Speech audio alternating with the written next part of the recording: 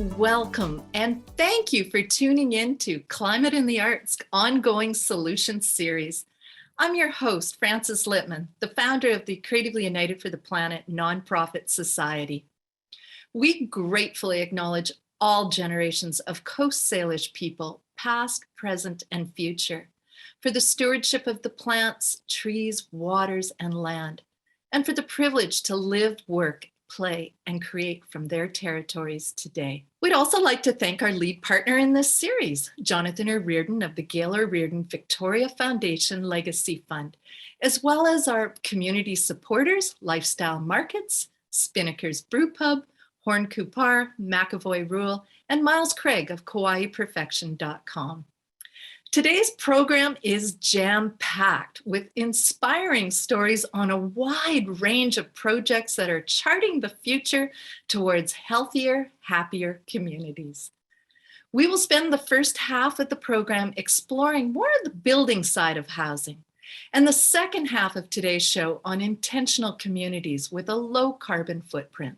Opening our program today is Helen Boyd, a registered nurse and mental health therapist who is passionately committed to conserving and enriching our planetary health for generations to come.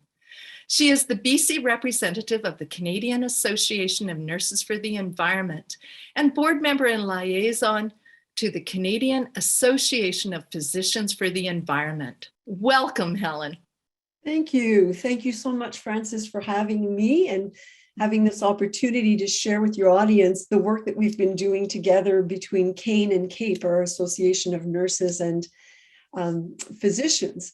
So I'll just talk a little bit about our program. It's a campaign that we launched about a year ago called Unnatural Gas. It basically starts with a public education campaign. We wanted the public to know about the health impacts of fracking on individuals who live both in proximity to fracking wells in northeastern BC.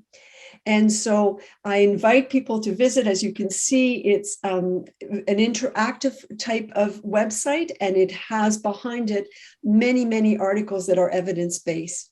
And our concern is really about people having and being empowered by the knowledge of what impacts that fracking has on people and also on the wildlife. So in northeastern BC, the fracking occurs, and there are more than 20,000 fracking wells in northeastern BC. And for each fracking well, there's about 10 million liters of fresh water that's being used and diverted from the hydrological cycle into this exploration and development of fracking. So our group has worked really hard to advocate for a moratorium, basically, on all fracking expansion in British Columbia. That's one of the key things that we've been asking for. And needless to say that we need to stop our fossil fuel subsidies. In 2020, 2021, they were at a tune of $1.3 billion and expected to go up as far as $1.8 billion in 23-24. Oh my goodness. And you think of the billions spent on the fossil fuel industry versus investing in keeping people healthy, happy, and in affordable housing. So we have to start looking at our communities a lot differently and stop supporting this industry that's buying into the belief that if there's anything natural and good about having natural gas in our communities and our homes especially. So I'll let you carry on, but thank you. Yes. So just briefly, the health impacts on people who live in proximity is that the physicians that live in Dawson Creek are reporting there's higher incidence of cancer, there's higher incidence of childhood leukemia, there are more glioblastoma brain tumors. And so also, as you saw on the website, it uses large quantities of land, of good agricultural land. So for Indigenous people who live in proximity, then that also threatens their food security. So for myself as a nurse, this is really an issue of climate justice, that people in the north are being submitted to this while we in southern British Columbia have the benefits of having fracked gas. So what we need to do in this climate emergency is to put an end to all that.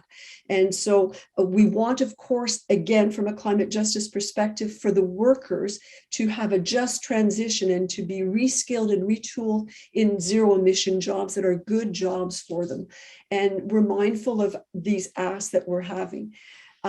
However, I know, Francis, the key reason that you're having me today is to talk about healthy homes, which is, again, another feature of this whole fracking industry. Many homes are heated with gas fireplaces, gas heaters, gas cook stoves. But people don't know that actually indoor pollution is also necessary to analyze when you're thinking of the health of your children. So what's been found is people who cook with gas stoves, nitrogen dioxide is emitted. And so if a child in a home already has asthma, their asthma attacks can actually be exacerbated by the cooking with these stoves.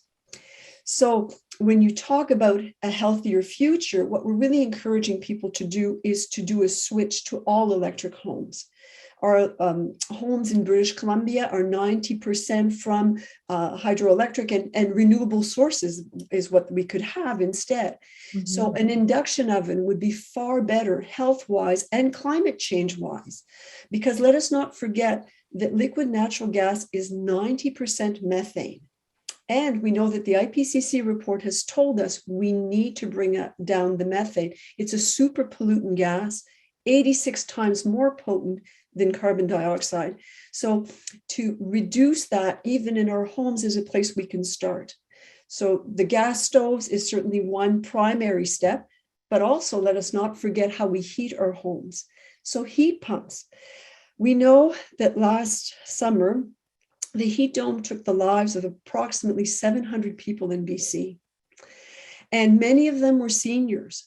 But a heat pump has the dual effect of cooling in the summer. And we think that many lives could have been saved had houses had heat pumps as opposed to gas furnaces.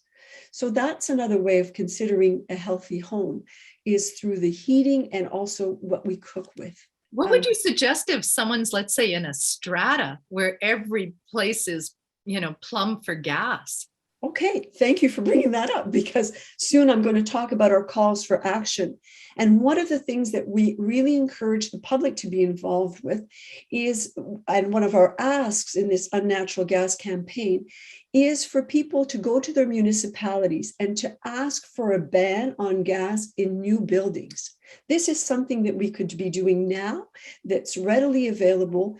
And the city of Vancouver has passed such a bylaw and is going to be implemented this year. There are many other communities, but it's important to not get buildings started on natural gas now when we know this climate crisis is in place.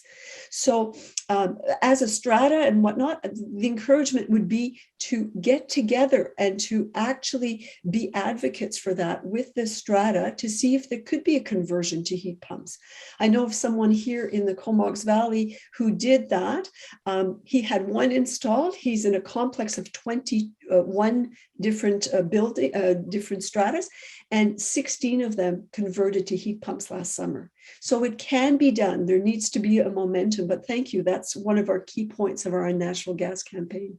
Oh, fantastic. Because I would think that a lot of people living in a strata think, well, this is what we've got and we're stuck with it, but they're not necessarily. No, they're not. No. And also for people, I totally can appreciate that there's an expense to going to an induction stove or to heat pumps, but do check out, for instance, the regional district where I live here on Vancouver Island. They offer a $2,000 rebate on a heat pump. There's a lot of incentives and more that are going to be coming out to have people switch to electric, which is much more climate friendly. So there is, lots that can be done that way. A lot of talk about changes in legislation, but this is really helping push it along because, as you know, we don't have a lot of time on our side, according to the scientists. Exactly. And so these are things that we can do. I have many calls of action for people. And so on an individual basis, by all means, share with others this knowledge about having a clean home and reducing indoor air pollution. Talk to them about your heat pump and brag about your induction oven if you can. And also, if I can, I'd like to raise another piece where people can certainly be advocates. If you are parents of young children, most recently, one of our Cape colleagues, a physician, Dr.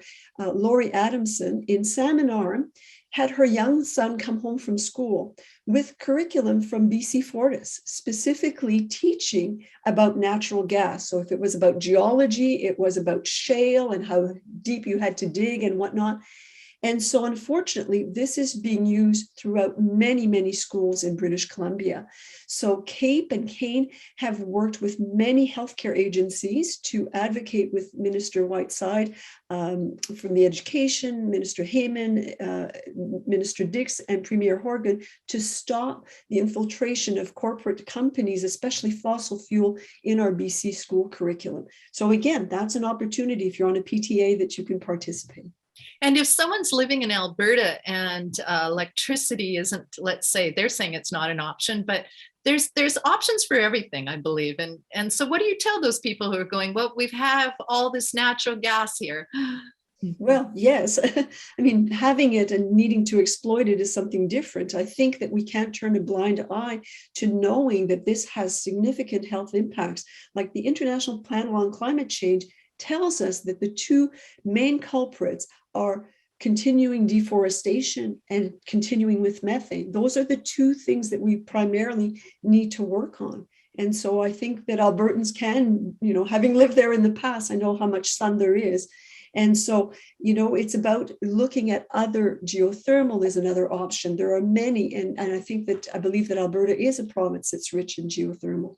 So many options do exist.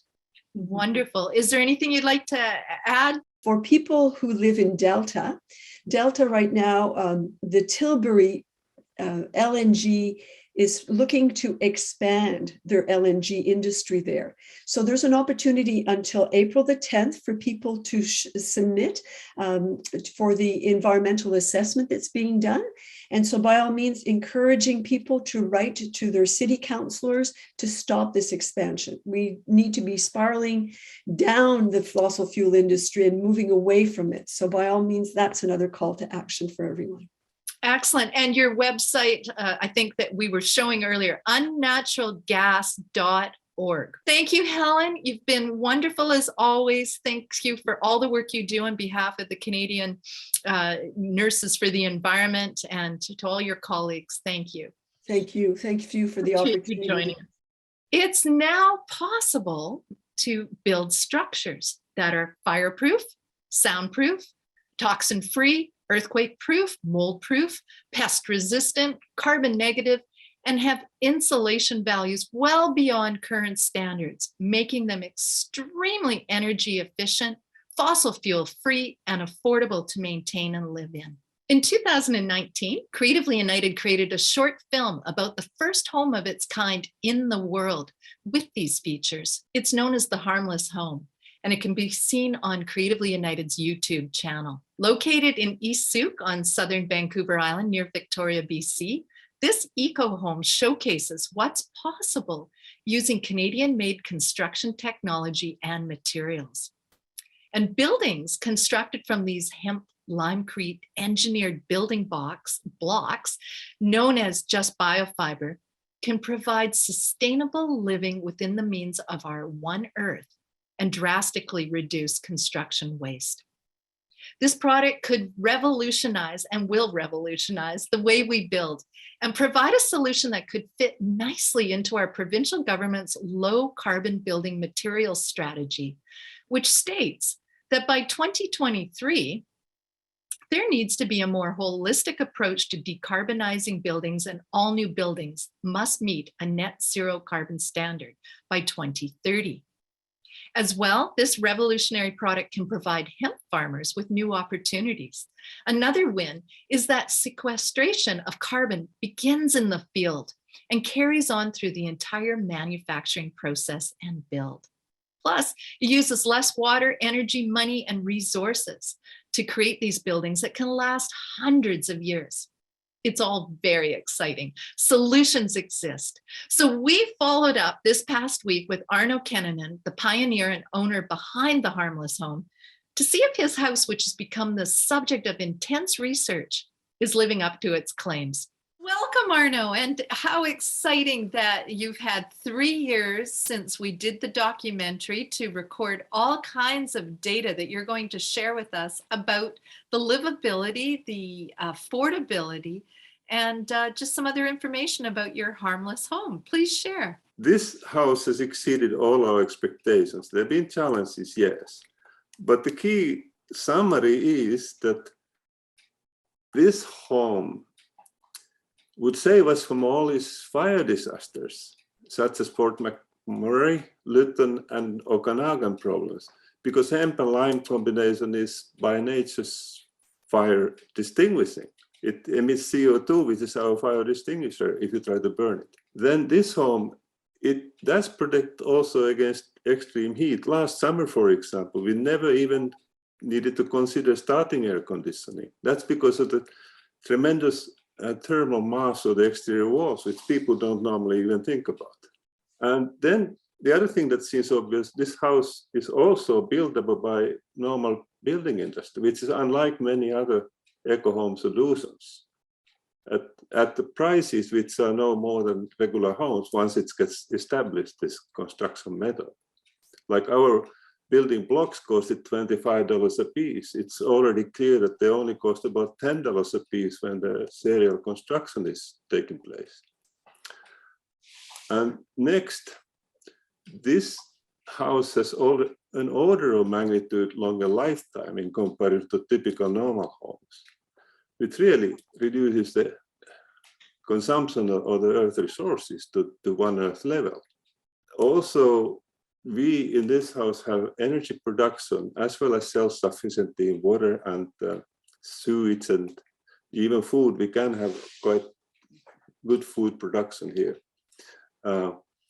It means that we are well prepared for disasters, like even in today's world situation, it's suggested that you need to be as self-sustainable as you can. And the other thing, this house is the most comfortable by far, and the safest and least toxic that we ever had in our life. Our living cost is by far the lowest in any house in our lives, including the electric cars, where the fuel costs zero after the solar system is installed on the house. You've done everything that you possibly can with this house and beyond, because my understanding is that as far as step code ratings, which rate the efficiency of a house, you're well beyond that. Yeah, I mean, that's one of the things, Francis, is that step code 5, I believe, is a passive house. We only consume 80% of the energy that the passive house is supposedly consuming. So you really would be like step code 6.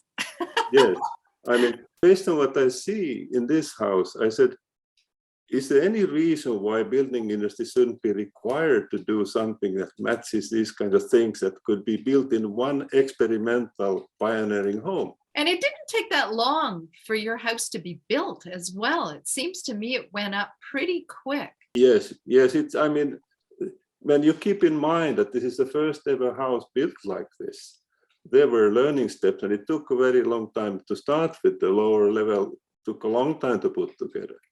But during our house construction, the speed of construction went up by a factor of 2 or 3.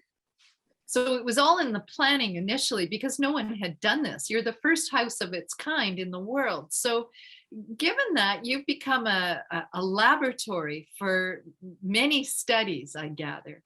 We had the house instrumented to measure the performance of the house in many ways, toxicities, also the wall performance in terms of total mold proofness and how the heat transfers to the walls, how the humidity transfers. It, by the way, it also automatically regulates humidity in the house without any need for humidifier nor dehumidifier. That's fantastic. And can you make modifications to the house? What if you wanted to change a wall or do something different? Can you do that? Well, it's not difficult. If you build, say, ICF, insulated concrete form, you can't really modify because of concrete. You have to kind of tear apart everything. This here house, this is, I mean, same, you can't really repair if it cracks. The hemp and lime concrete. blocks you can fix easily by just putting plaster there. So yes, you can. The walls can be even cut to pieces. These blocks are totally easily kind of modifiable in their shape by cutting them. Excellent. And so the options are limitless. And it's like, it's really like old technology that's new again, because the Great Wall of China and all those, structures that are still standing basically use this type of technology, correct? That's correct. So the only new innovation really is the idea to put the hemp and lime combination into a structural frame to support that. This is like putting Lego blocks together. Yeah, it's brilliant because these blocks, I watched your house come together as we filmed it. And it was just like amazing at how quickly it went up and how fluid everything was. And the wiring could work its way into the walls because of the way the framing was done. It was very well thought out. So I'm glad to hear that you've had this great experience, because it could have gone the other way. And it seems like nothing has gone wrong. Like everything is right about this. It's not quite right like that. Being a pioneer means that the first time is an experiment, and it's calculated risk taking. And you don't believe how many times I've been called crazy. I do believe it, actually. So if there was a forest fire all around your house in East Souk, where you are surrounded by trees, you'd be able to basically look out the window and just be calm and know that your house is not going to be a problem. And as far as any poor air quality from smoke, you've got a system to deal with that.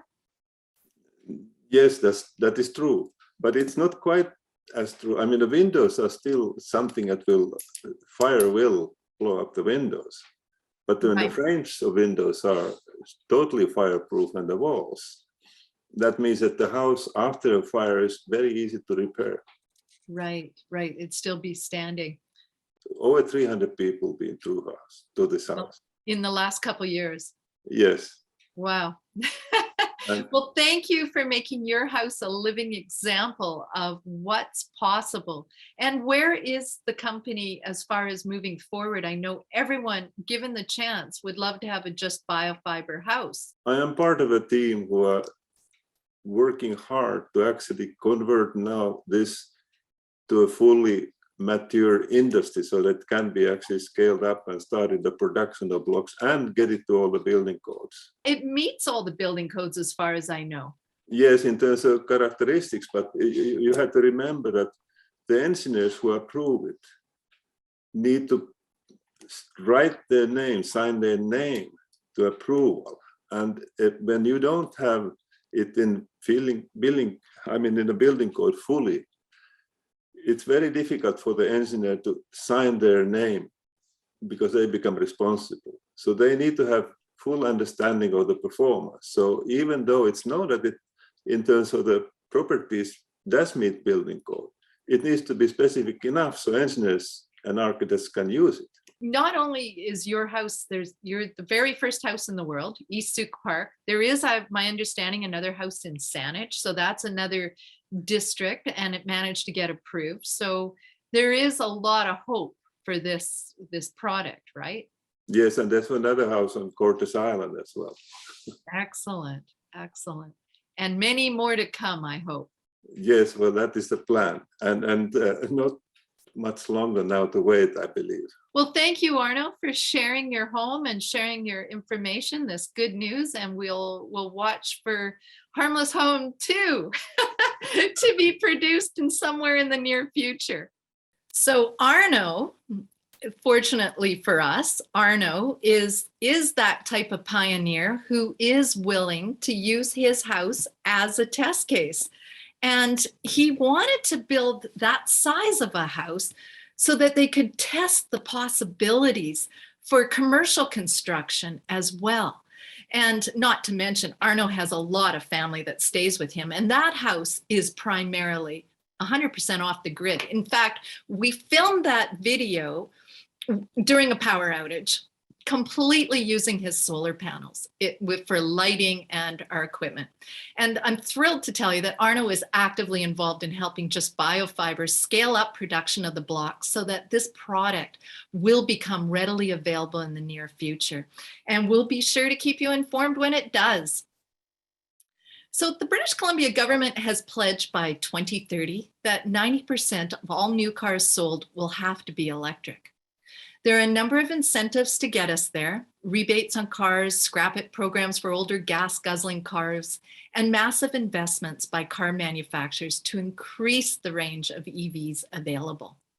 But one constraint that plagues a lot of potential EV car owners is the lack of charging stations in strata developments built before 2010.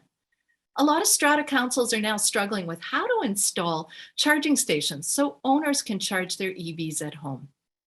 Our next guest has implemented a solution for small strata condominium complex here in Victoria. And with more than 30 years of experience on strata councils and 35 years as an electrical engineer, manager, and administrator at SAS Power, Roy Yeske was well positioned to initiate and manage his strata buildings conversion to not only full LED lighting, but he successfully installed EV-ready infrastructure to all 30 parking stalls in the building's parkade for significant cost savings to the residents. Welcome to the program, Roy. Thanks. Nice to be here, Francis. Good seeing you. It's great to chat with someone who has found a practical solution to this problem. And this is what these webinars are all about: people finding community-based solutions to lowering our carbon footprint.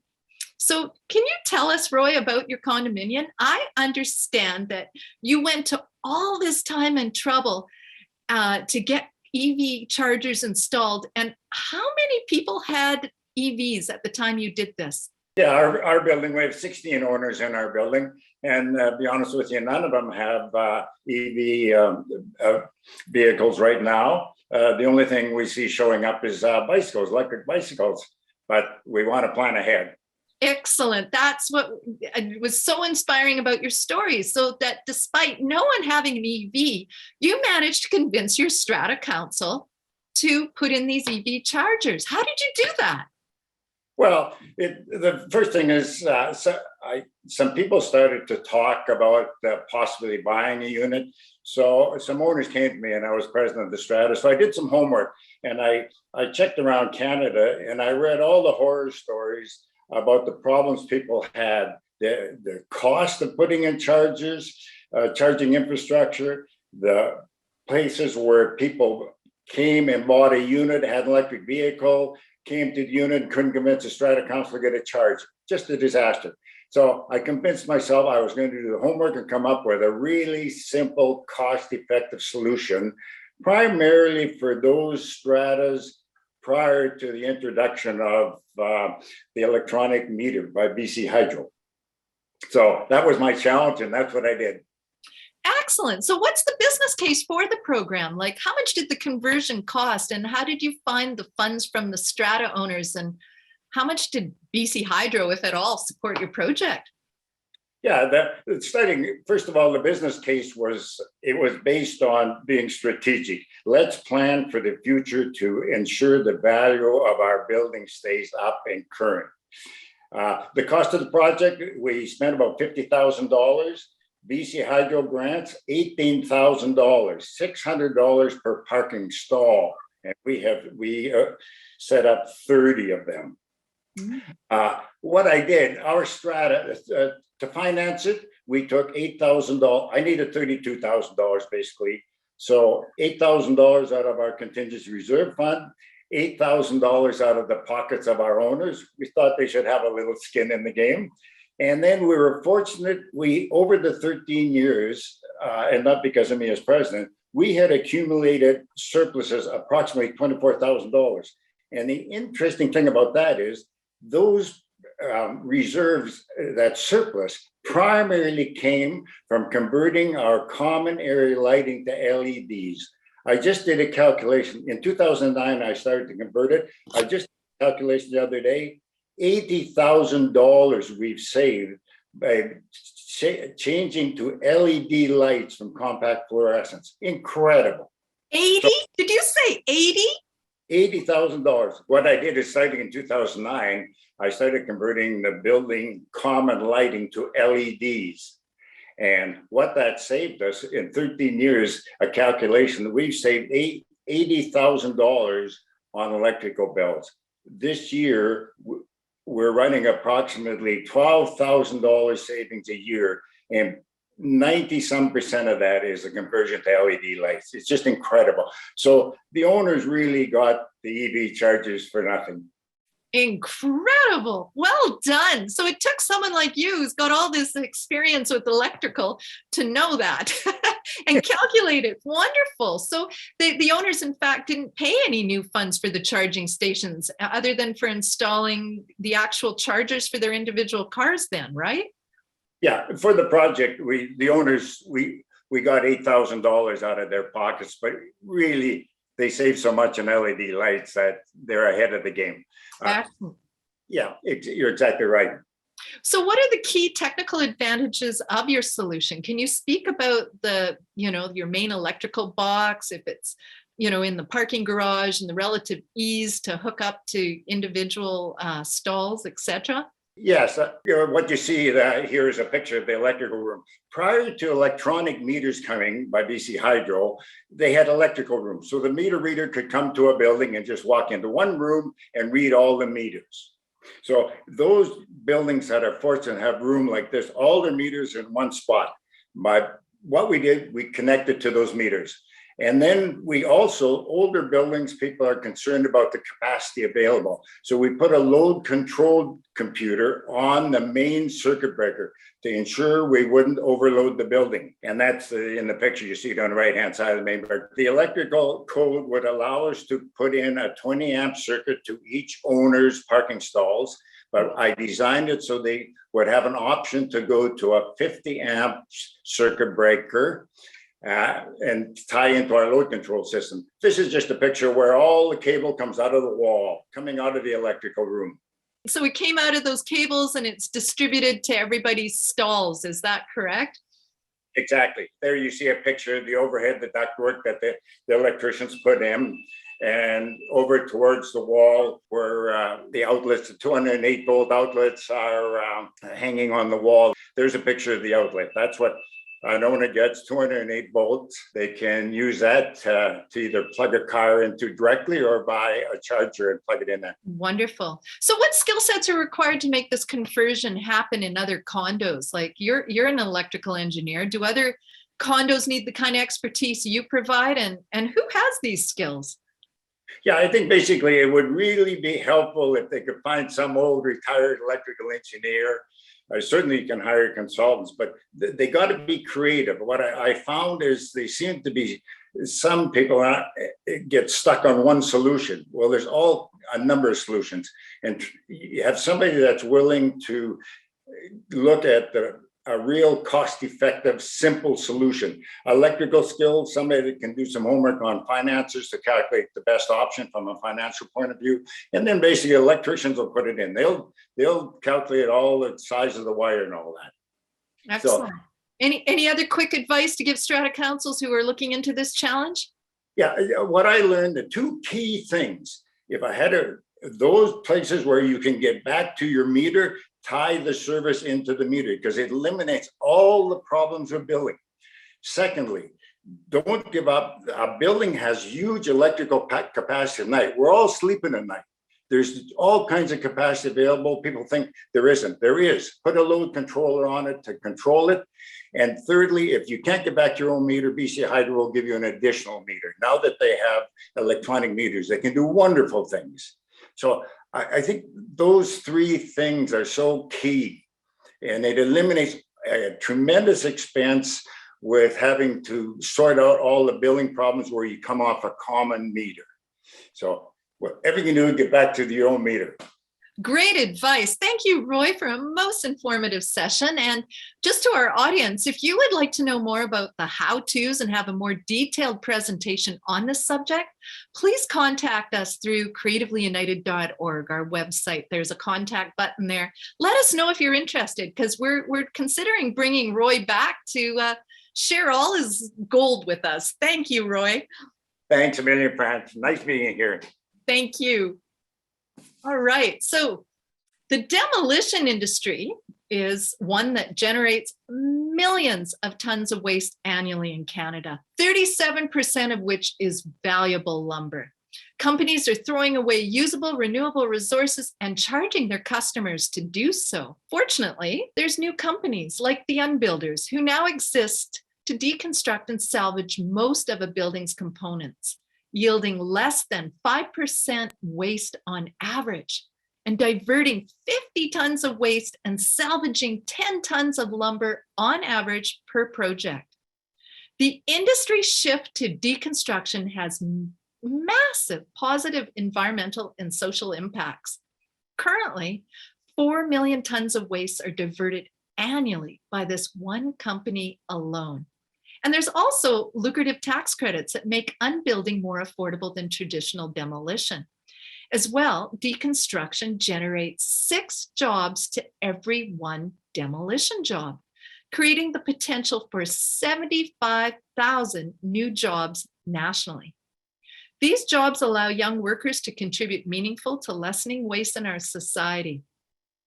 Having a building torn down can be a really emotional event for a community. So it just makes sense to give historic buildings a new life, especially considering many historic buildings were built with ancient trees, some of them over 2,000 years old, which are considerably, in fact, I've heard 3 times stronger than standard lumber. And as we know, they're a rare and scarce resource. However, the ultimate form of upcycling, and one that offers an affordable alternative and the convenience of a relatively quick move, is to reuse and move an existing house or structures that may be slated for demolition. Since 1956, Nickel Brothers have been providing the Pacific Northwest with house moving services. Jim Connelly is an estimator with more than 30 years of experience with Nickel Brothers, a company with more than 100 employees. He shares the many benefits of moving homes versus demolishing them in this pre-recorded interview shot on location at a historic house on Vancouver Island that was once frequented by Hollywood movie stars like John Wayne. Hi, Jim. Thank you so much for joining us. I gather you're on the site of a McClure mansion that you're going to be moving. And your company, Nickel Brothers, they're just the ultimate in repurposing houses. Why is that important? Well, it's kind of a win-win situation in the sense that there's a lot of redevelopment in the cities, and the cost of demolitions have really gone through the roof. So people more and more are choosing the alternative to have the house removed rather than demoed. It's also a great, because you're really buying the moving of the building, not the value of the building. So it provides an affordable alternative to individuals to get in the markets in a way that they would not be able to get into it earlier.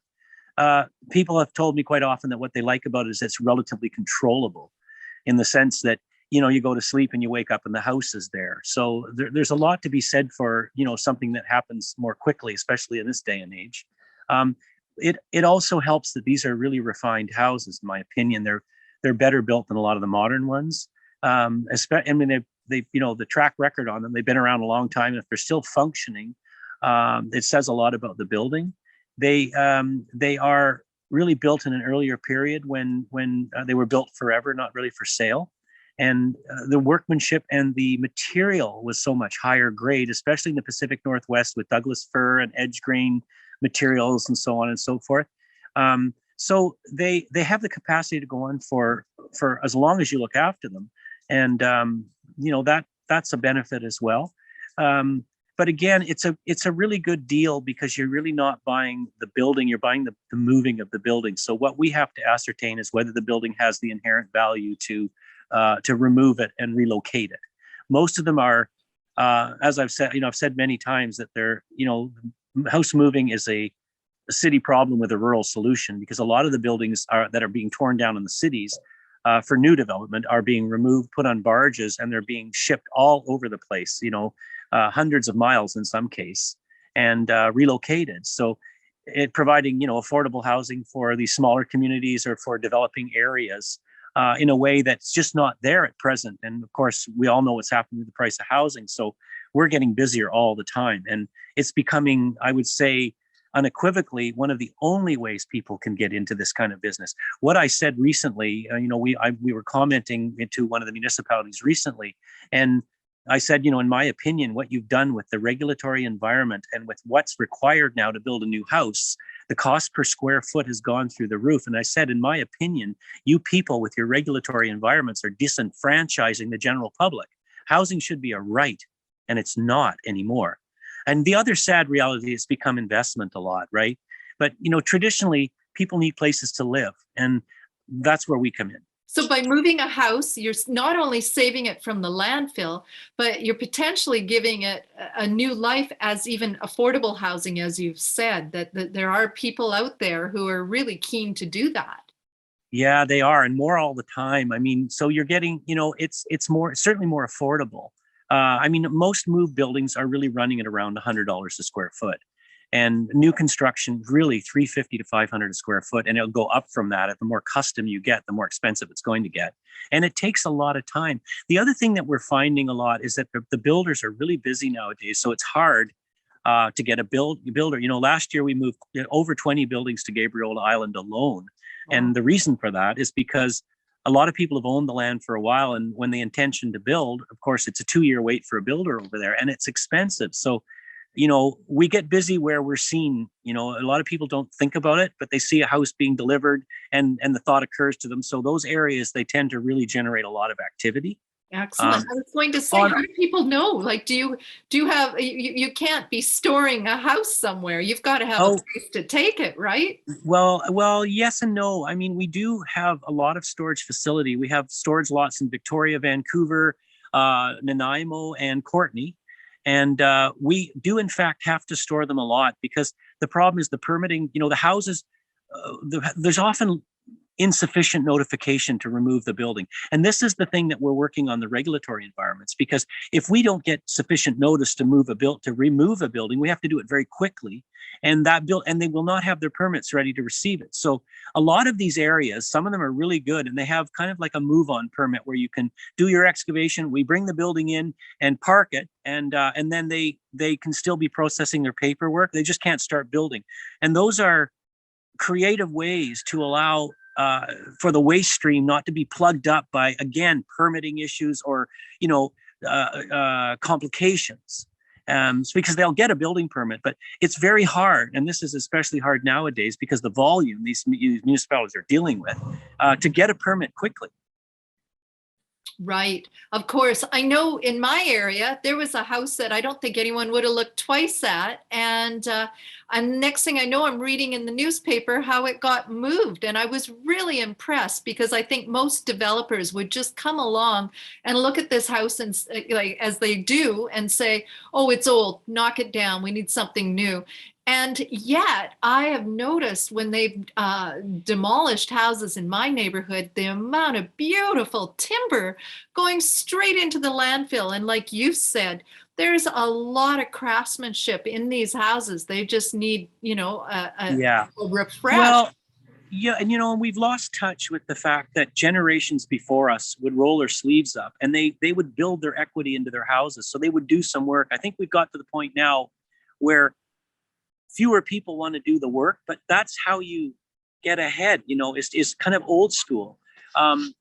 So, I think we need to, in order to go forward, I've often said we have to go backwards. We have to think of earlier periods. The bottom line is the way we're living right now, resource-wise, extraction-wise, we need 7 planets to sustain the amount of material use that we're having. The other thing too is it's not just the building material that gets wasted, it's the labor. Mm-hmm. So it's labor value. Houses are labor value, and they're also material value. A lot of people argue that that they need work or you're going backwards and you're better off to just clean the slate and start anew. And for some situations, that's true. But again, it's a certain kind of laziness to me too, and that these buildings can be reworked. We don't just move buildings out of town and onto barges. We also do a lot of lot moves where people create a second lot, or we lift the building up and they create a whole floor underneath it. So we encourage people to reuse their structure generally, and failing that, of course, then we quite often remove the buildings. I mean, the last resort is to move them out, but unfortunately, the cities and the value of the property now, it's just become difficult to maintain that traditional architecture in some cases. Yeah, what a heartbreak to see such beautiful homes just disappear when there are alternatives. And I think if more people, thought more creatively and outside of the box, they'd realize like there's solutions like yours that exist, and there are options. Well, exactly. And, and I mean, the provincial governments, we've actually had clarification built into the National Building Code to ensure that existing buildings, as long as the life safety aspects, meaning the electrical has to be grounded and chimneys are removed, and we do provide engineers reports on every building, but that's to certify them for safe for continued use. So long as these buildings are safe. But what we quite often deal with, and it's some areas it's getting better, in some areas it's getting worse, but you have a checkerboard of regulatory environments. And that's where the province needs to step in, and they are doing so. There's a lot of stuff that is happening around the zero waste management model. I know City of Victoria has done some wonderful things, and they're really working diligently to try to improve early notification of demos. Because again, unless people are forced to do the right thing, unless they make it so expensive permit-wise to smash a house to bits, then people will often choose the lesser of, the easiest option in a lot of cases, right? So I really think that there needs to be a better regulatory environment to turn what I refer to as the red lights into green, because the industry is unquestionably getting harder and harder to pull this stuff off. When if they actually looked at we live in kind of la land, but I hate to inform them, but we're in a crisis. And if nothing else, a materials crisis as well. So we need to come up with more creative solutions and better ways to provide proper notification and to do this safely, clinically, rather than in a using a method that's cumbersome and where the moving has to happen fast and the permits happen slow. Some municipalities actually have what they refer to, Town of Sydney has a deferential permit. So it costs you more to demo a building than to move it. So of course we got, the year they put that in that regulatory change in, we had 50% more calls on buildings. Like, we can't save what we don't know about. And you can't save a house in 3 weeks. We can never compete with excavators, and nor do we intend to. But I think once the developers or individuals building new houses realize the cost of the demolitions and just the unnecessary waste that it creates, I mean, if they do think about it at all, they'll come to us. Excellent. And are there many companies like Nickel Brothers? Or are you one of a kind? We are kind of a hybrid, one of a kind. I mean, there's always other, there's outfits coming in and out of it all the time. But I mean, we've been around a long time, and we've actually, I think, put more effort than anybody that I know, company-wise, into improving the conditions around house moving to ensure that it's safe, to ensure that it's done properly and with proper permits, and that it's really organized. And that's the difference.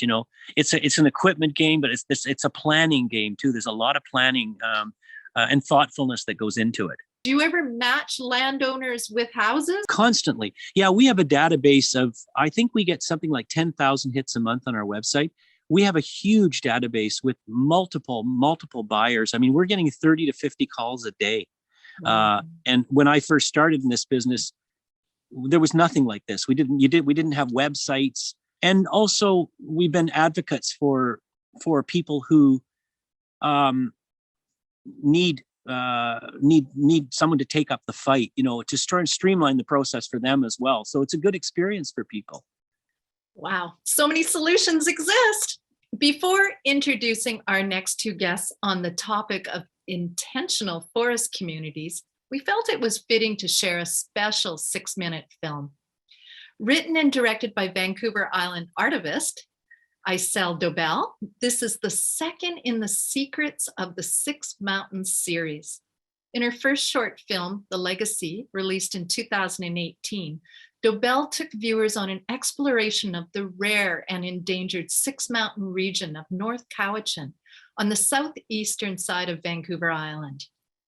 These forests are unique in Canada. They are not owned by a private forest company or the provincial government, but by the community. However, since the 1980s, the municipality of North Cowichan has been clear-cutting these second-growth naturally regenerated forests.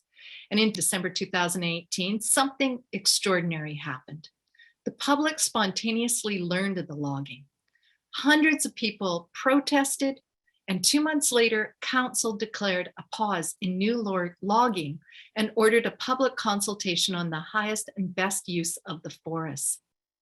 After repeated delays, the public consultation has resumed, and it'll end in a few short months.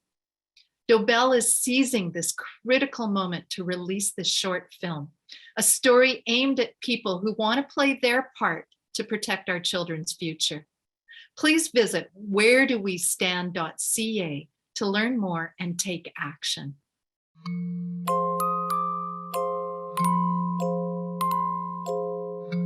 The following story is to remind it is our children who are running out of time, for the forests are worth so much more standing here than shipped offshore to be bought back as 2x4s.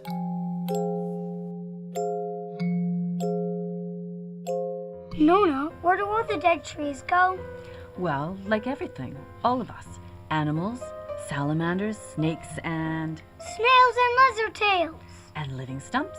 And the leprechaun living stump. Their roots connected beneath the Ground with mycelium. and The roots of all the trees. The little kids, the big kids, mamas, dadas, grandmas, grandpas. All the forest family taking care of each other. and when it's their time, one by one, the trees return to Where we all come from, our home, the earth. I know all that, Nona. But when the grown-ups take them away in ships, how do the trees get back home? The Secrets of the Six Mountains Forest, North Cowichan, Part 2. The Animal Forest Campaign. A warning of what our children may soon be mourning. The owl and the hummingbird climbed the hill through a beautiful emerald forest. Wing in wing they did come, with owl on his drum, as they hooted and chirped a bright chorus. The trees looked down from their lofty heights, and the living stumps looked on too, their roots connected beneath the ground, with mycelium strands like glue, like glue, like glue, in a mysterious web-like glue. It was fate, some people say, that a year to the day, beginning last May, their friendship had begun of a sudden, as if brought together these birds of a feather by the voice of all beings of heaven, of heaven, of heaven, of the trees of this earth that is heaven, as if brought together in all manner of weather by the voice of all forests that are heaven. For on this morning, without prior warning, a dark presence had entered the forest, and the friends witnessed signs in this living, breathing shrine of human greed, ignoble and horrid. Rendered speechless with pain beyond anger and blame, at first the friends stared, disbelieving. It had happened before, according to lore, and as told by Owl's people, still grieving. Hum was ready to fight, ready with all her might to protect the whole forest on her own. Patience rarely her virtue, without thought she would fly to right the wrongs she could never, never, ever condone. Born to do or to die, to flit, soar, and fly, Owl knew his friend had no choice. Just as his way was slow, for he had far, far to go, there is reason for every being and voice. So Owl from his bag took a beetroot red rag that he wrapped round a stick, and from out of his pocket he took 2 straw lockets of sweetgrass tied up with string wicks. These wands he did light, their essence to ignite. The ground was wet with rain. How they glimmered and glowed like the eyes of a toad, surveying his aqueous domain. Then Owl blew them out, and Hum gave a shout as she watched the smoke rise and rejoiced. While closing his eyes, Owl turned to the sky to chant in a sonorous voice. In his voice, in their voice, in an ancestral voice, above all was the love in Owl's voice. This was the beginning, the very first inning of the Animal Forest campaign. When following her heart, Hum played her small part to sound the alarm, and they came. On an epic adventure with all manner of creature, reptilian, furred, and foul. When Hum blew her horn, a protest was born, and drumming the way was Owl. But perhaps you've not heard, if you're not a bird, animal, insect, or whale, of this tale not yet done, as the politics are spun, like a dog circling its tail, its tail, its tail, dragging on at the pace of a snail. So let us begin, let us dive deep within this story of life and of death, where every being of the forest, from the richest to the poorest, would give all to the very last breath. First from the wings come the crickets who sing of the truth, lies, and secrets to unfold, of families that are forests reduced to ash and sawdust, from a perspective yet to be told. Without further ado, they are waiting for you if you're willing to join Hum and Owl, to transcend the mind, to go beyond space and time on the winds that whisper and howl. No, why do the grown-ups cut down all the trees? Well, because when we grow up, sometimes we forget the place we come from. The earth and the forests. Yes. When I grow up, I'm never going to forget. But Nona, Yes? when I grow up, will there be forests?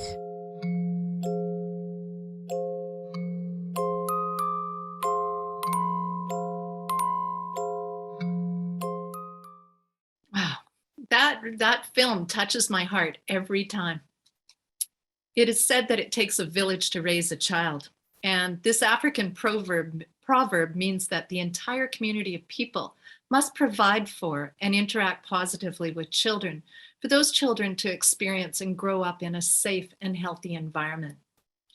After seeing this beautiful and imaginative forest film, one can appreciate the need to protect and preserve the forest for future generations, which is exactly what our next guests are determined to do. Doug Makaroff is the Executive Director of the Trust for Sustainable Forestry, a registered Canadian charity. Doug has 31 years of experience as a sustainable urban planner and real estate developer, creating new towns and walkable neighborhoods with a mix of uses, ages, and incomes. From 2006 to present, Doug has focused on building conservation communities in BC, where light on the land development is clustered on 5 to 15% of the land base, with the remainder of the forest land conserved or dedicated to the most sustainable parts of ecoforestry. He will share how this model is an alternative to clear-cutting and suburban sprawl, and it also provides jobs and homes while saving trees in this pre-recorded interview we did last week that will be followed by a live chat with award-winning musician, artist, author, environmental artivist, and activist, and Order of Canada recipient, Anne Mortifee, co-founder and chair of the Trust for Sustainable Forestry. Welcome, Doug. It's great to be here. Can you briefly explain what a conservation community is and how it saves trees and provides a more livable future for people of all income levels? Well, the Trust for Sustainable Forestry has been refining the concept of a conservation community, which is a thing. It's a type of development pattern where the majority of the land is saved and a very small portion, 5 to 15%, is the land base on which you develop an economically viable residential mixed-use clustered hamlet. a number of home sites that you can sell, and that pays for the overall saving of the forest. And it's not just houses, so don't think suburbia. Think more of a European hamlet where the houses front onto narrow streets, and in the center is a community green space, a park, intensive gardening, or a library, a coffee shop, small retail. And out the back door is the wild private forest. What we're doing is we're creating the opportunities so that there can be the ability to work within walking distance of where you live by having value-added manufacturing facilities or health and wellness center, spa, massage, ecological education, or ecotourism. There are a lot of different opportunities that are available when you haven't cut down the majority of the forest. And people increasingly want to live, and they want to come and visit and see BC's wonderful forests. Oh gosh, it sounds like someplace I'd love to live. That's just my cup of tea. So your artisans would be having their ability to live and work. I could see this being a real cultural center, like Chemainus has been with the murals. This could, like, these communities could really attract foodies. It could attract arts. It could attract people who want to see beautiful products produced from the forest itself, and maybe you'd have little mills or workshops. It sounds like a great educational and spa place too. Yeah, I think this is exactly the demographic of people who have come out and said, this is where we want to live. Whether it's been the Everwoods development up on Cortez Island or Elkington Forest at the top of the Malahat. Both of these at different scales. Cortez Island was 156 acres and Elkington Forest is 1,000 acres. They both have the same average density, one house for every 10 acres. But again, they're clustered into small hamlets of homes. And the demographic of the people who want to live here are not looking for intense privacy. They're looking for community, and they're also looking for the beauty of nature. And that tends to be an awful lot of artists. So we have painters and sculptors and people who are doing artisanal craftsmanship with arbutus and different types of artwork and music, and then selling those products from a market that would be there or nearby. Sounds great. Now, is there an existing community, like you said, on Cortez doing this, or is this just sort of an evolution of what's already been started? Like, is this just a big dream, or is this really possible? Well, we've been working on this for over 20 years with the Trust for Sustainable Forestry, and the Everwoods community is up and viable, and they have a number of absolutely beautiful homes overlooking the ocean. And then there's an eco village right in the heart of the Everwoods, 156 acres. And they have gardens there, and many of the families that are living in this eco village are making a living right there, within walking distance. The second one, Elkington Forest, we acquired the land, we put the rezoning together. We did a really extensive ecological baseline assessment so as to know where were the highest conservation values and where did we want to put the human footprint, the development. We put in all of the covenants, and we did all of this work right in the aftermath of the 2008 financial crisis.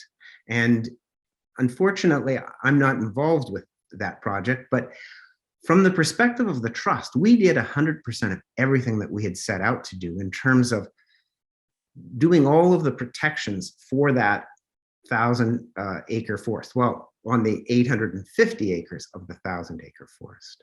Yeah. So was it a case that you how I guess the big question is, how do you convince regional and local authorities to explore these new paradigms for a carbon neutral future where they can let go of their older non-dependent patterns of urbanization? Like, what has to happen? Well, I think the best way is to show good examples. And now we have some really good examples. The Strathcona Regional District said that they thought that the community land stewardship zone that we used for Everwoods was one of the most startling and innovative advances that they'd seen. In the Cowichan Valley Regional District, where we did Elkington Forest, they likewise said that zoning and that approach was now their new baseline for future forest-based developments. Yeah, it was really very promising. Once you show that it can be done and that there can be nature-based solutions instead of more mechanistic or piped infrastructure, and it works, then there's a lot more willingness to go beyond what is typical in suburban areas. Most real estate development is either urban or suburban. And what we're saying is, if we're going to get to a net zero future in a rural area, then we have the land, we have the ability to do things in a much more significantly sustainable way than we've ever done before.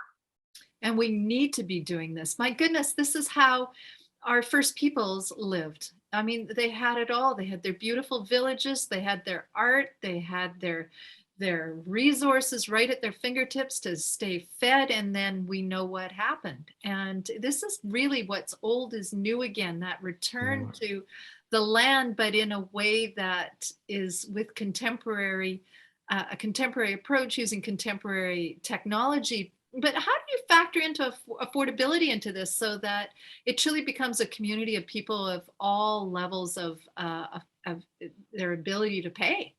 Right. Well, one way is having work close by. That makes the community a little bit more affordable, that you're not driving, commuting, having to go a long ways away.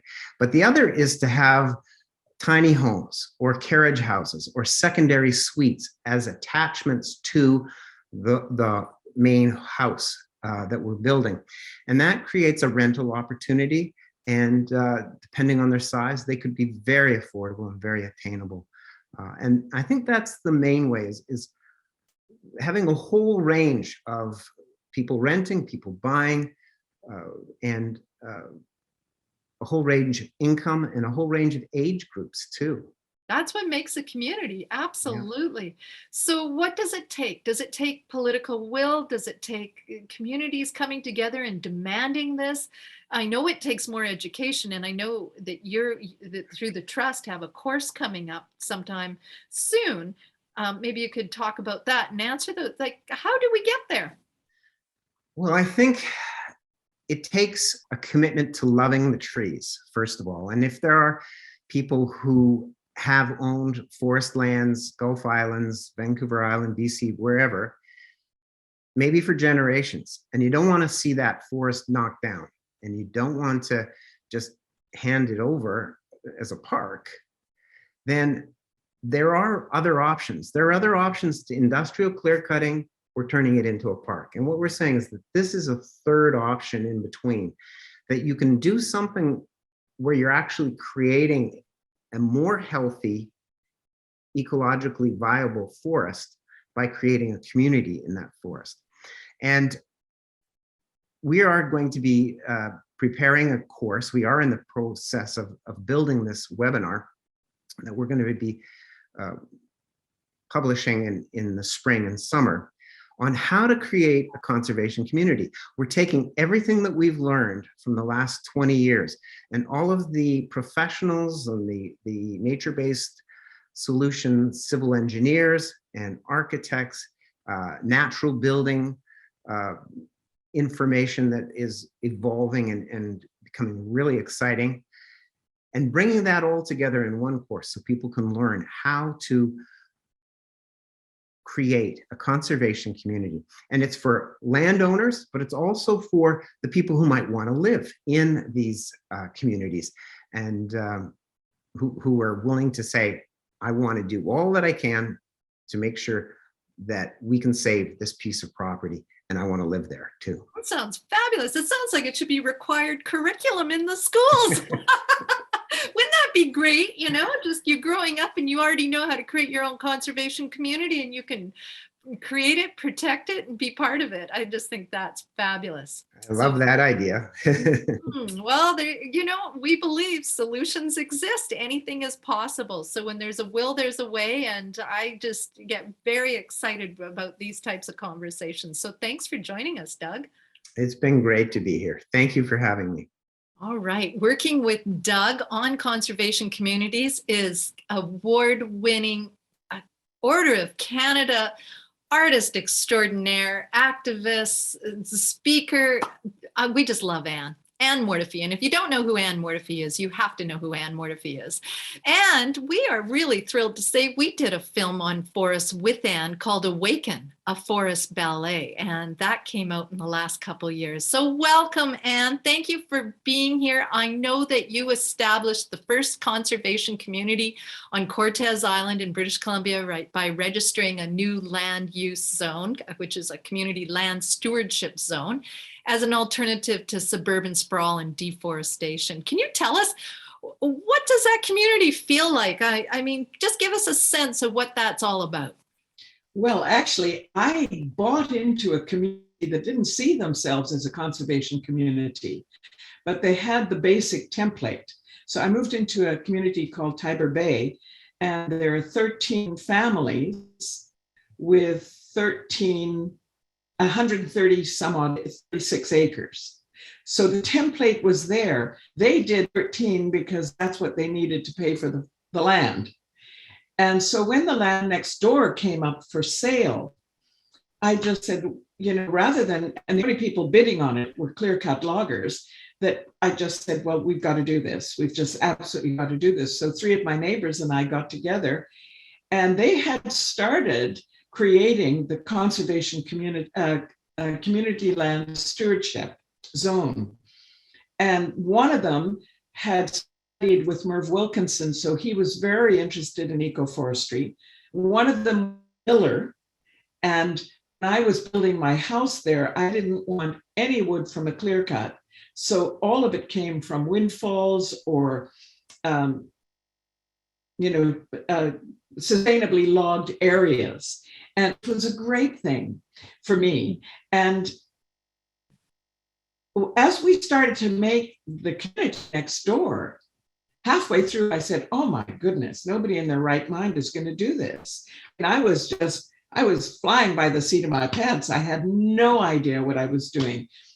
And so that was when I wanted to create the Trust for Sustainable Forestry as a way to help others save land, because it was the only way financially we could save that land next door, because none of us had any money. And so living in Tiber Bay, I moved there, Francis. It was like I came into right relationship with nature. I became a part of the ecosystem instead of having dominion over it, instead of dominating it. Well, dominion and domination are not quite the same. And I realized that I had been lonely all my life without knowing it. I was lonely to have animals close by. I mean, the wolves live near us, and we've got deer that pass by constantly. And there was a feeling of being a part of nature as opposed to dominating it. And I wanted other people to have that experience. And I wanted to find a financially viable way for people to do that, so that the conservation community as all the things that are living anyway together, where you have, and the reason I moved into that community, my son Devin was 10 at the time, and I wanted him to have friends. I wanted him to grow up in a community, and I needed help as a single mother. And so there were 5 kids going to the same class that he was going to who lived in the Bay. So he had his friends, he could wander through the woods to and visit them. I had women I could turn to. I had men I could turn to and say, could you help me? I just can't handle this one thing. And so living there, and there's a lot of artists. I mean, my next door neighbor is a jeweler. Denise and I are both singers and writers. We wrote music for the school plays. She did most of it, I must admit. We have somebody making gorgeous spoons out of our butis trees and earning a living at it. And Mindja is an incredible puppet maker and does incredible costumes for all the plays that happened at Linnea School. So being there gave me a sense of what I'd always wanted, my privacy and space and community and friendships that have grown over 23 years. So when I met Doug Makaroff, I was just so relieved because he knew what I'd been doing. I just did whatever I was told to do.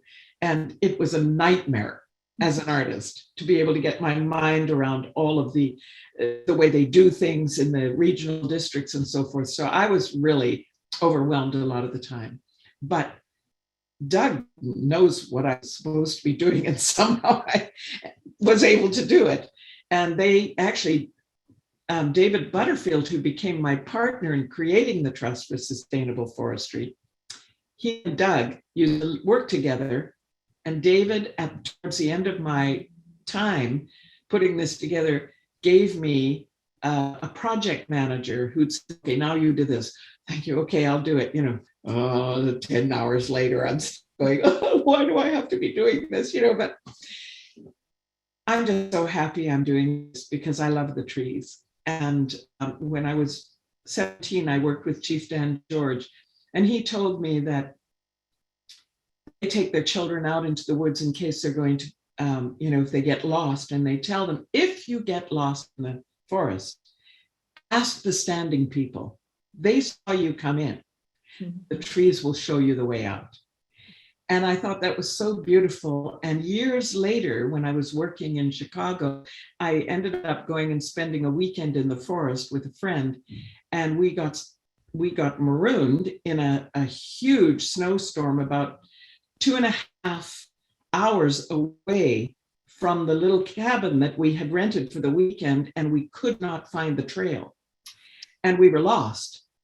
So he said, we've got to build a lean-to, we've got to protect ourselves, we'll just have to take what we have and blah, blah, blah. I said, oh, Chief Dan told me I could ask the trees, which he thought was very amusing.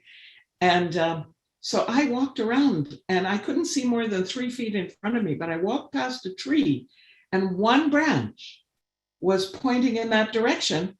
And I said, I'm going in that direction.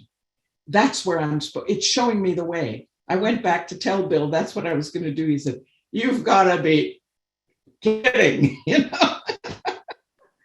So I said, I'll break little twigs and I'll come back and save you. Off I went, and he's grumbled all the way behind me saying, Anne. And I said, no, now you have to go this way. No, now it's this way. And he said, Anne, all the trees are all pointing in different directions. Yes, but that branch is pointing that way. So we went for about 2.5 to 3 hours through this deep, heavy snowstorm. And suddenly it was dark, and it was like I was pricked by a balloon, pricked. I just suddenly went, oh my gosh, I don't know where we are. What was wrong with me? What was I thinking? And I started to cry and said, Bill, I'm so sorry. I've probably killed us, and it's dark now. And now he becomes the white knight saying, it's okay, we'll find a way, we'll find, blah, blah. And then he says, oh, Anne, is that a light over there? And we saw a light, and we started trying to get ourselves over the branches and the boulders, everything else to the light. And we ended up at the back door of the cabin we were staying in. Wow. And I said, okay, I owe you my life. I'll do whatever you ask me to do. And so here I am 23 years later, still working on conservation communities. Oh my goodness. Thank you for sharing, and thank you for caring. And everything you're doing. And I tell you, there's going to be a lineup of people wanting to be your neighbor. That's good. There always That's has been. good. Oh, thank you, Anne. Well, we'll look forward to you joining us another time and learning more about this. And I do encourage everyone, please see the Awakened film with set to Anne's beautiful music and with Ballet Victoria. Thank you, Anne, for joining us. Okay. Our next guests are joining us from Oregon State, where Sandi Goldie followed her heart and moved from North Vancouver to join her sweetheart, Jim Bronson. Together, they are helping to create River Song, a co-housing community which is implementing cooperative living in a sustainable way. Jim Bronson comes to climate activism as a scientist, Sandi as a teacher, and both as lovers of the natural world who want to do the best they possibly can for the future of their grandchildren.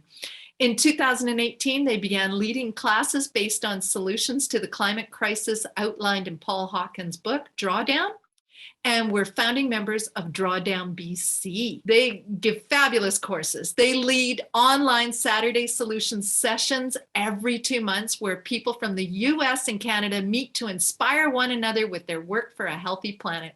Welcome, Jim and Sandi. Tell us, is it true that co-housing is about quality of life and that's why you chose to create a community in Oregon?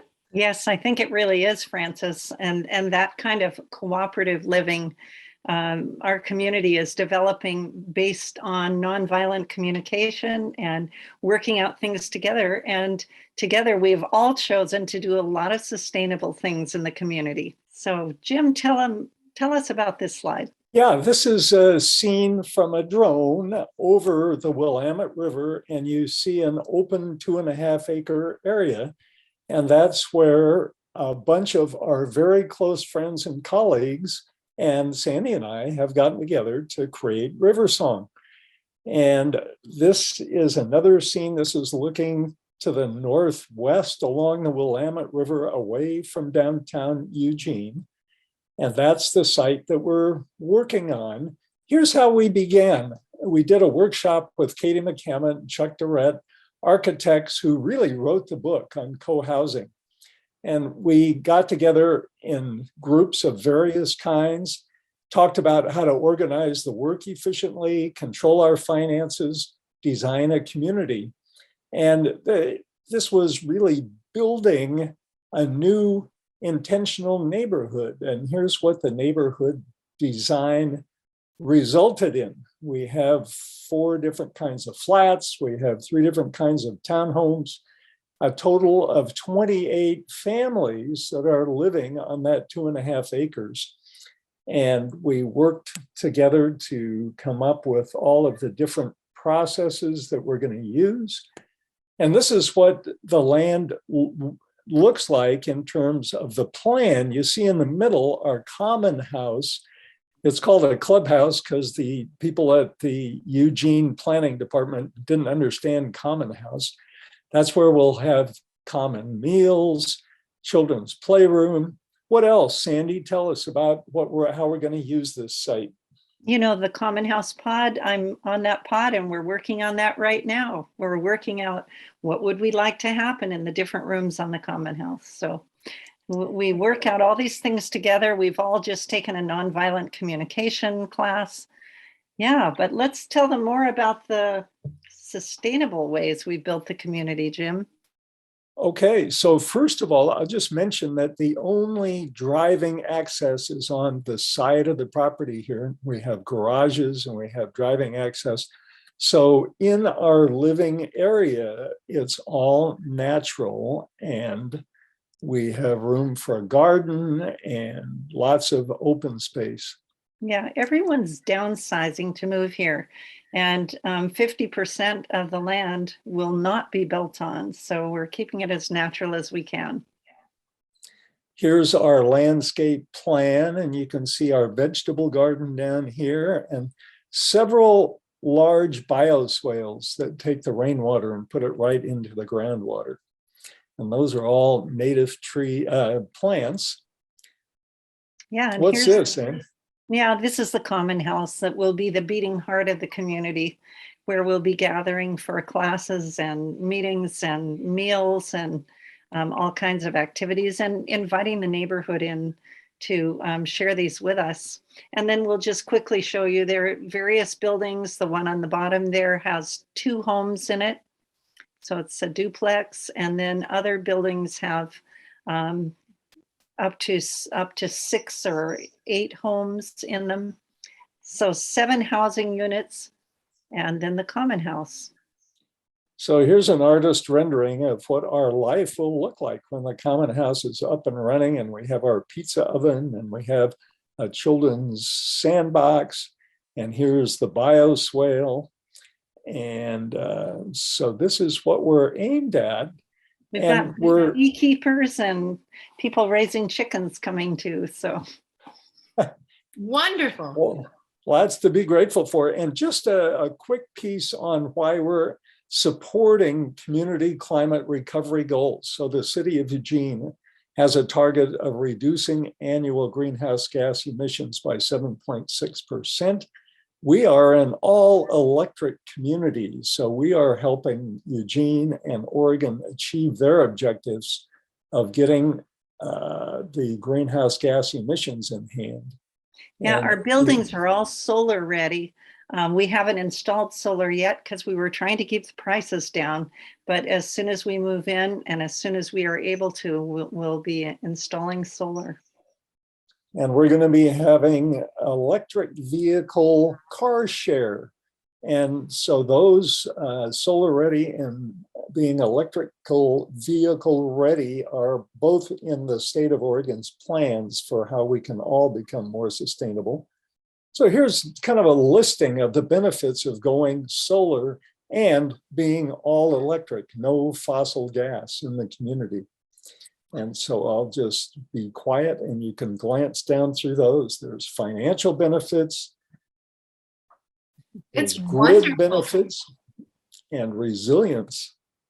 It's amazing that there aren't more of these co-housing communities. I understand that there's apparently only 200 co-housing communities in the entire United States, and versus Denmark, where 1 in 10 people live in co-housing. So if only 1 in 10 of co-housing communities apparently make it, I gather you're doing the nonviolent communication and all the different things. The communication is key to making sure that things move forward successfully. Is that right? Yes, absolutely. And all the families are included. There's going to be a lot of mutual support with everyone supporting each other. And we all seem to share these same environmental values. So we'll be leading classes there. You can count on that. The quality of life is really what it's about. Yeah. And being a mutually supporting community, being safe and nurturing, cooperative decision-making, and having a welcoming neighborhood center for people that live around our site as well. So that's what we'll look like. That's an artist rendering, and that's where Sandy and I are going to live, right there. Beautiful. Thank you so much for sharing. And we will provide everyone with updates. And I have to tell you, if you get a chance, tune into one of their solutions synergy sessions, and we'll put links and resources with our replays. So thank you, Jim and Sandy. Our final guest has been featured in a number of workshops and videos produced by Creatively United, including the Harmless Home, which you learned about earlier. And joining us from his Nanaimo office in this pre-recorded interview is Jack Anderson, a popular urban designer and ecological community design specialist. His experience with provincial and local government agencies, including the City of Nanaimo's Planning Department and with the Regional District of Nanaimo's Building Inspection and Planning Departments, has given him a solid understanding of what it takes to move things forwards on new and innovative projects. And with a growing interest, pun intended, in community farming, Jack has been engaged to help a group of farmers navigate ways to enhance the productivity of their land by being able to provide needed and affordable housing for farm workers. Here's what Jack has to say. Jack, welcome. You're always working on something exciting, and I'm thrilled that you can talk to us today about your latest initiative, which involves farmers and farmland. Can you tell us more? Well, I guess I need to start with a little bit of discussion about the Agricultural Land Commission. So recognizing that the Agricultural Land Commission came into being about 49 years ago, And perhaps a 50-year anniversary may be some value to us as we talk about where we're going with this. But the situation is that the Agricultural Land Commission has two primary mandates. The first mandate is to preserve farmland into the future for future generations. And they've done a remarkably good job at that over the years. Their second initiative is to encourage farming, and they haven't done as well with that. And in many ways, the policies that they have that preserve farmland are actually counterproductive to the ones about encouraging active farming on the land. And in particular, it's because they limit the number of people that can live on that land.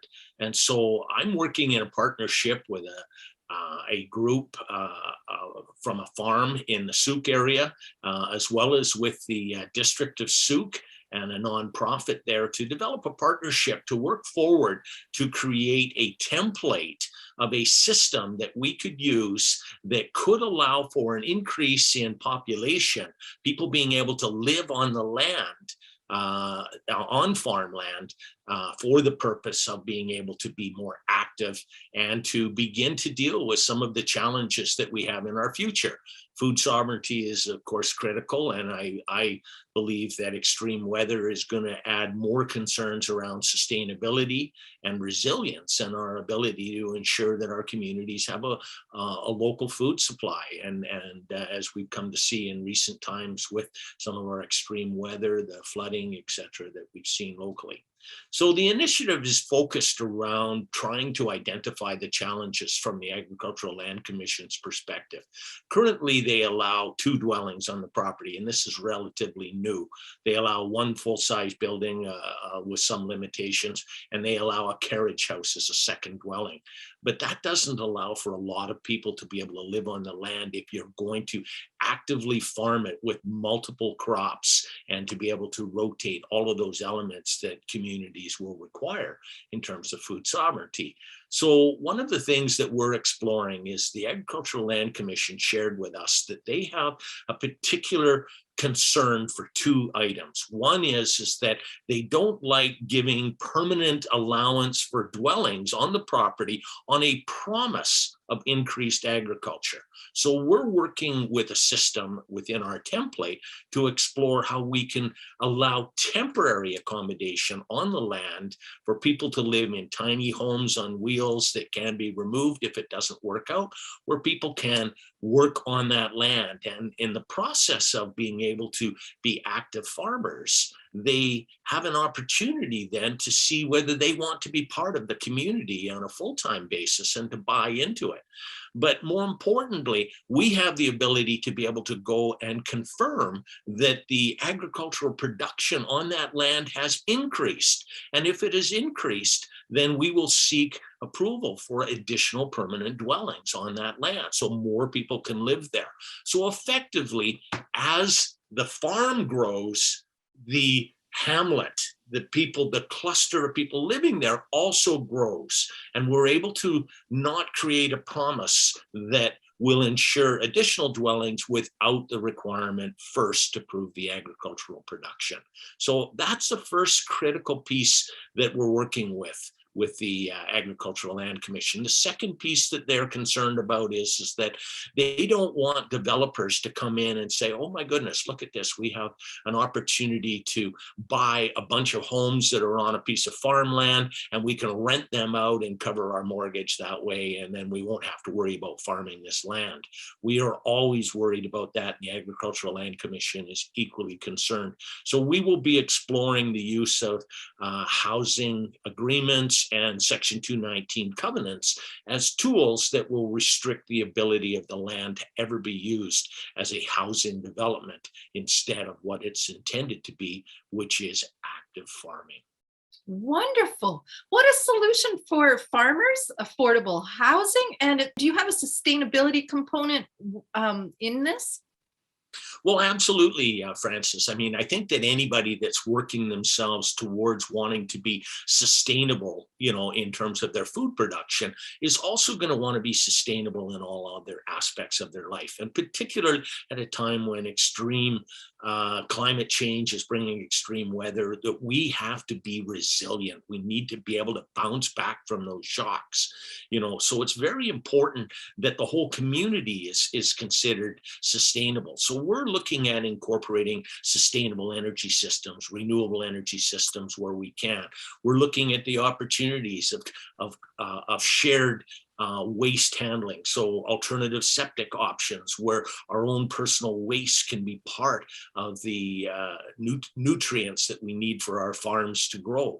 We'll be looking at rainwater harvesting so that we're able to not only tap the natural water supply for our domestic and our farming needs, but we will also be able to minimize the erosion impacts of extreme rainfalls that might otherwise hit these farms, and that we can actually capture some of that rain and contain it for future use. So sustainability is going to be critical to every farm, and not just in terms of its focus on the agricultural aspects of that community. So. Well, this just sounds like a win-win, and I hope that this comes to fruition soon. I know these things always take time. Is there anything that the public can do to help support moving this forward? Well, I can say that it's in its infancy at this time. We've had preliminary discussions with the Agricultural Land Commission. We'll be meeting soon with the members of the Ministry of Agriculture, Food and Fisheries, and that growing out of that, we hope to have the partnership of all parties that are working towards it. As we begin to move forward, we will want to use a pilot project in Souk as an opportunity to showcase how this can work.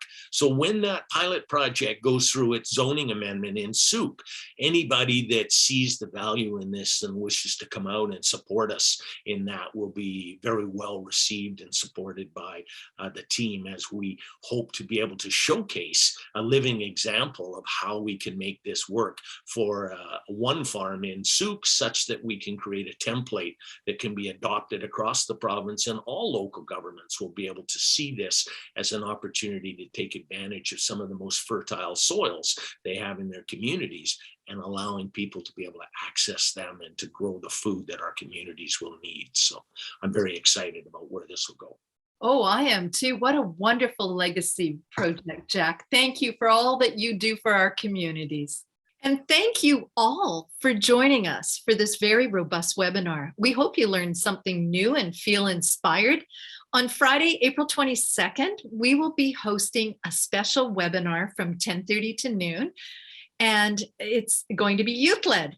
Youth have become an extremely loud and incredibly important voice in the fight against climate change. This webinar will be facilitated by Creatively United's own youth voice and social media coordinator, Ella Kim Marriott. From Ella's experience, youth in the movement are strong, but there is a lot of room for intergenerational equity and support to be strengthened.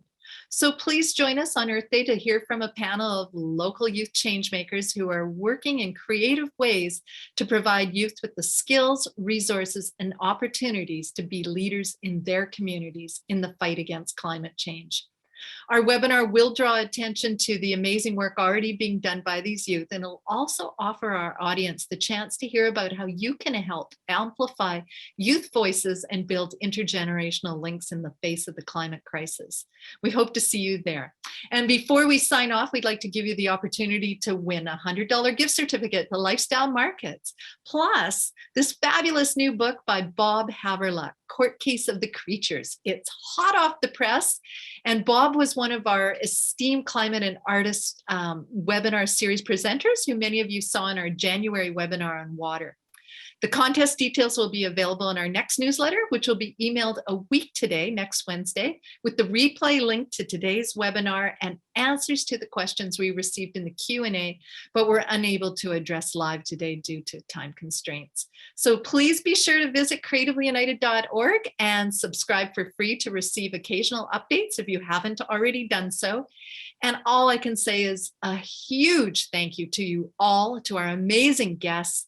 our cherished audience, and happy spring, everyone. We hope to see you on April 22nd for our Earth Day webinar. Bye for now.